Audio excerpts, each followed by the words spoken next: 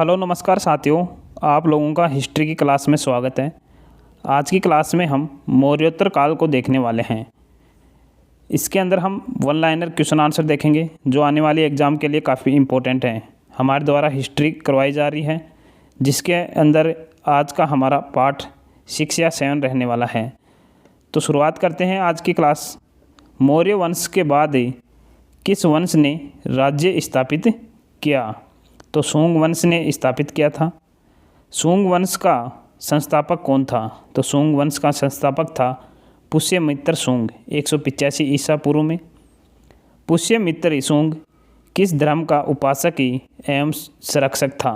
तो ब्राह्मण धर्म के उपासक व संरक्षक था। पुष्यमित्र शुंग के 2 बार अश्वमेध यज्ञ करने की पुष्टि कहाँ से मिलती है? तो यह पतंजलि के महाभाष्य से प्राप्त होती है। शुंग वंश का चौथा प्रतापी राजा कौन था? तो वसुमित्र था। कौन था? वसुमित्र। शुंग वंश की राजधानी कहाँ थी? तो शुंग वंश की राजधानी थी विदिशा में। वसुमित्र तथा यवन सेनापति मिनांडर के बीच किस नदी के तट पर युद्ध हुआ था? तो सिंधु नदी के तट पर युद्ध हुआ था। पुष्यमित्र शुंग किसका सेनापति था? तो ये मौर्य सम्राट वर्धरथ का सेनापति था। पुष्यमित्र शुंग को किसने पराजित किया था? तो कलिंग नरेश खारवेल ने पराजित कर दिया था। कलिंग नरेश खारवेल किस वंश से संबंधित था? जो चैदी वंश से संबंधित था। हाथी गुफा अभिलेख किससे संबंधित है? तो यह कलिंग नरेश खारवेल से संबंधित है। प्राचीन भारत का महान व्याकरण लेखक पतंजलि किसके समकालीन थे? तो पुष्यमित्र शुंग के समकालीन थे। आगे है भारत के प्रमुख राजवंश संस्थापक एवं राजधानी। यहाँ से एक क्वेश्चन पूछता है, या तो राजवंश का नाम देगा और इसका संस्थापक पूछ लेगा, या फिर इनकी राजधानी कौन सी थी ये पूछ लेगा। तो एक क्वेश्चन बनता है यहाँ से। तो हर्यक वंश के संस्थापक हैं बिम्बसार और इनकी राजधानी थी राजगृह या पाटलिपुत्र। शिशुनाग वंश के संस्थापक हैं शिशुनाग, इनकी राजधानी थी वैशाली। नंद वंश के हैं महापद्मानंद, इनकी राजधानी थी पाटलिपुत्र। मौर्य वंश के संस्थापक थे चंद्रगुप्त मौर्य और इनकी राजधानी थी पाटलिपुत्र। शुंग वंश के संस्थापक हैं पुष्यमित्र शुंग, इनकी राजधानी थी विदिशा पाटलिपुत्र। कणव वंश के संस्थापक हैं वसुदेव। कौन है? वासुदेव, इनकी राजधानी थी पाटलिपुत्र। आगे है सातवाहन वंश के संस्थापक थे सिमुक और इनकी राजधानी थी प्रतिष्ठान। इक्ष्वाकु वंश के संस्थापक थे विशिष्ट पुत्र श्री संतुमल और इनकी राजधानी थी नागार्जुनिकोड। कुषाण वंश के संस्थापक थे खड़फिसेस प्रथम और इनकी राजधानी थी पुरुषपुर पेशावर। गुप्त वंश के संस्थापक थे श्रीगुप्त, इनकी राजधानी थी पाटलिपुत्र। हूण वंश के संस्थापक थे तोरमाण और इनकी राजधानी थी सयालकोट। पुष्यभूति वंश के संस्थापक नरवर्धन और इनकी राजधानी थी थानेश्वर या कन्नौज। पल्लव वंश के संस्थापक थे सिंह विष्णु और इनकी राजधानी थी कांचीपुरम। चालुक्य वंश या वातापी, इनके संस्थापक थे जयसिंह और इनकी राजधानी थी वातापी। चालुक्य वंश जो कल्याणी कहलाते थे, तेलप द्वितीय इनके संस्थापक थे और मान्यखेत या कल्याणी इनकी राजधानी थी। आगे है चालुक्य वंश वेगी, इनके संस्थापक थे विष्णुवर्धन और इनकी राजधानी थी वेगी। राष्ट्रकूट वंश के संस्थापक थे दंतीवर्मन, राजधानी थी मान्यखेत। पाल वंश के संस्थापक थे गोपाल, इनकी राजधानी थी मुंगेर। गुर्जर प्रतिहार वंश के संस्थापक थे हरिश्चंद्र और इनकी राजधानी थी गुजरात। सेन वंश के संस्थापक थे सामंत सेन, इनकी राजधानी थी राठ या बंगाल। गढ़वाल वंश के संस्थापक थे चंद्रदेव, इनकी राजधानी थी कन्नौज। चौहान वंश के संस्थापक थे वासुदेव और इनकी राजधानी थी अजमेर। चंदेल वंश के संस्थापक थे नन्नू और इनकी राजधानी थी खजुराहो। गंग वंश के संस्थापक थे वर्जहस्तन पंचम और इनकी राजधानी थी पुरी। उत्पल वंश के संस्थापक थे अवंतीवर्मन और इनकी राजधानी थी कश्मीर। आगे है परमार वंश के संस्थापक थे कृष्णराज और इनकी राजधानी थी धार उज्जैन। सोलंकी वंश के संस्थापक थे मूलराज प्रथम और इनकी राजधानी थी अनहिलवाड़। कलचुरी वंश के संस्थापक थे कोकल और इनकी राजधानी थी त्रिपुरी। आधुनिक चोल के संस्थापक थे विजयालय और इनकी राजधानी थी तंजावुर। आगे है पतंजलि ने किस पर महाभाष्य लिखा? तो पतंजलि ने पाणिनि की अष्टाध्यायी पर लिखा है। बरहूत एवं सांची के स्तूपों का पुनः निर्माण किस काल में हुआ था? तो सोंग काल में हुआ था। सातवाहन राजकुमारों को क्या कहा जाता था? तो इन्हें कुमार कहा जाता था। ब्राह्मणों को सर्वप्रथम भूमिदान एवं जागीरी देने की प्रथा का आरंभ किसने किया? तो सातवाहनों ने किया था। सातवाहनों की राजकीय भाषा क्या थी? तो इनकी प्राकृत भाषा थी। कार्ले के चैत्य का निर्माण किसने करवाया? सातवाहनों ने करवाया था। सूंग वंश का अंतिम शासक कौन था? तो देवभूति था। सूंग वंश के बाद किस वंश ने भारत पर राज किया? तो कणव वंश ने राज किया था। देवभूति की हत्या किसने की थी? तो कणव वंशी वासुदेव ने 73 ईसा पूर्व में की थी। कणव वंश का संस्थापक कौन था? तो कणव वंश का संस्थापक वासुदेव, जो 60 ईसा पूर्व में इसकी स्थापना की थी। सातवाहन वंश की स्थापना किसने की थी? सिमुक ने 60 ईसा पूर्व में। सातवाहन राज्य की राजधानी कहाँ थी? पैठन या प्रतिष्ठान। गाथा सप्तशती की रचना किसने की थी? सातवाहन नरेश होल ने। सातवाहन वंश का महानतम शासक कौन था? गौतमी पुत्र सातकर्णी। गौतमी पुत्र कौन सी उपाधि धारण की थी? वेणाकटकी स्वामी की। नागार्जुन किसके समकालीन थे? गौतमी पुत्र सातकर्णी के समकालीन थे।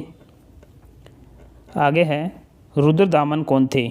तो रुद्रदामन शक राजा थे। कौन थे? शक राजा। शक की महाक्षत्रप रुद्रदामन की पुत्री का विवाह किसके साथ हुआ था? विशिष्टि पुत्री पुल्लुमावी से हुआ था। किससे? विशिष्टि पुत्र पुल्लुमावी से हुआ था। पुल्लुमावी ने कौन सी उपाधि धारण की थी? दक्षिणा फतेश्वर की। मिनांडर कौन था? तो ये यवन राजा था। भारत के भीतरी भाग में प्रवेश करने वाला पहला यूनानी शासक कौन था? तो डेमोट्रिशियस था। डेमोट्रिशियस ने अपने पिता की स्मृति में कौन सा नगर बसाया? यूथिडेमिया नामक नगर बसाया था। भारत में सबसे पहले सोने के सिक्के किसने जारी किए? तो हिंद यूनानियों ने जारी किए थे। इंडो ग्रीक ने। भारत क्षेत्र में शासन करने वाला पहलव शासक कौन था? तो माउस था। पहलव वंश का सबसे शक्तिशाली शासक कौन था? गोंदो फर्निस। किस शासक के समय ईसाई धर्म प्रचारक सेंट थॉमस भारत आया था? गोंदो फर्निस के समय। भारत में कुषाण वंश की स्थापना किसने की? कुजल कडफिसेस प्रथम ने 15 ईसा पूर्व में। कुषाण वंश का सबसे प्रतापी शासक कौन था? कनिष्क था। कौन था? कनिष्क। काफ़ी इंपॉर्टेंट क्वेश्चन है।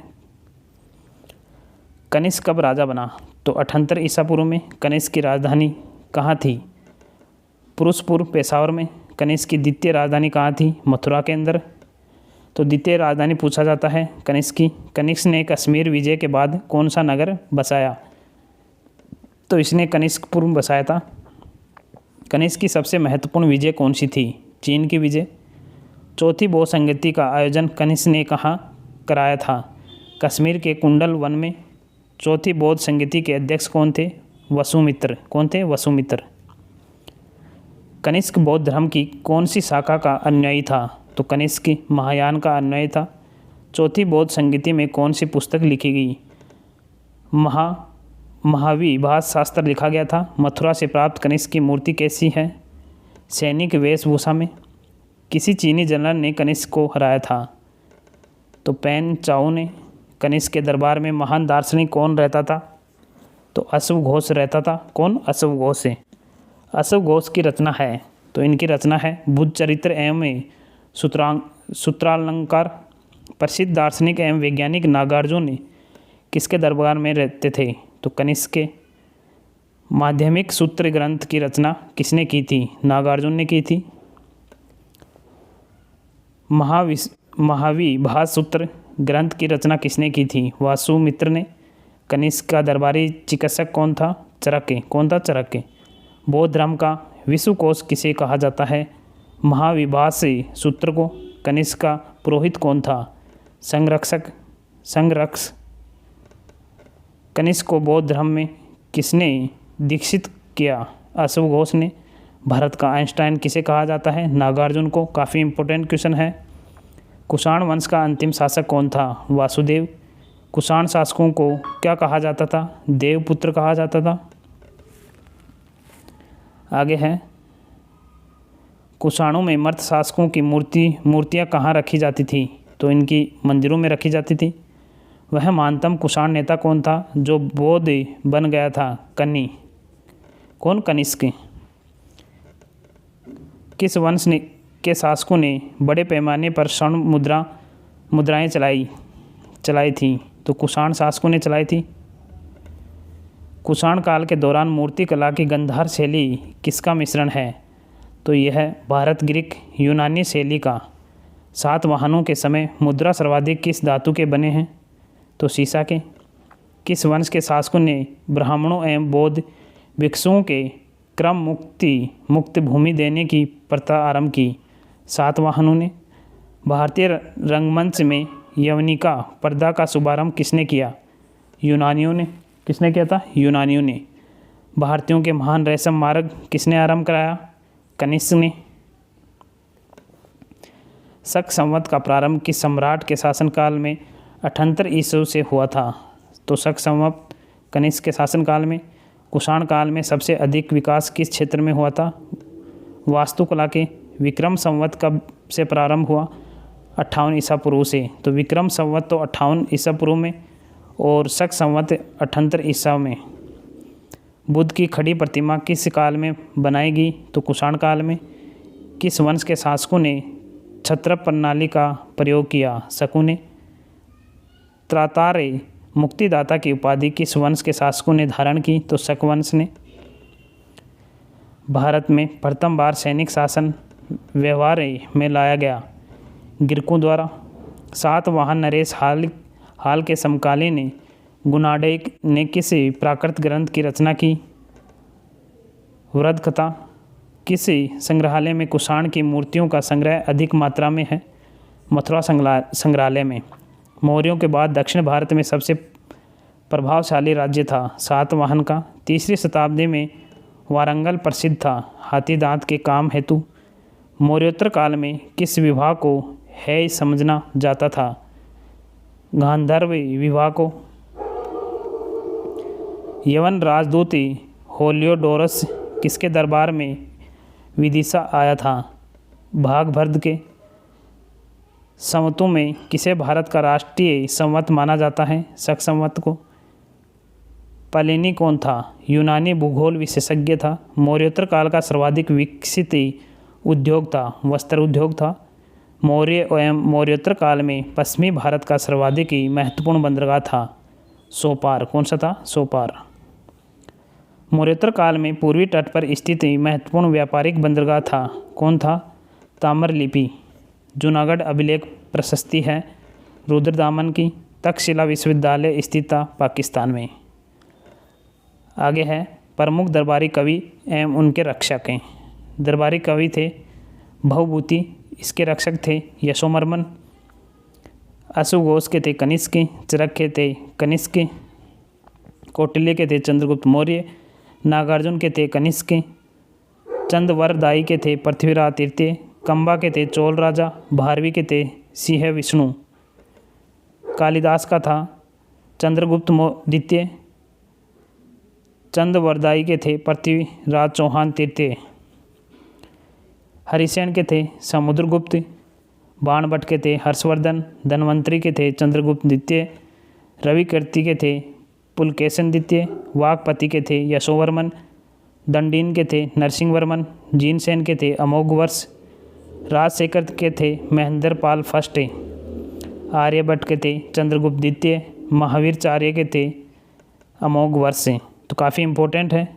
समकालीन कौन थे पूछ लिया जाता है इनसे।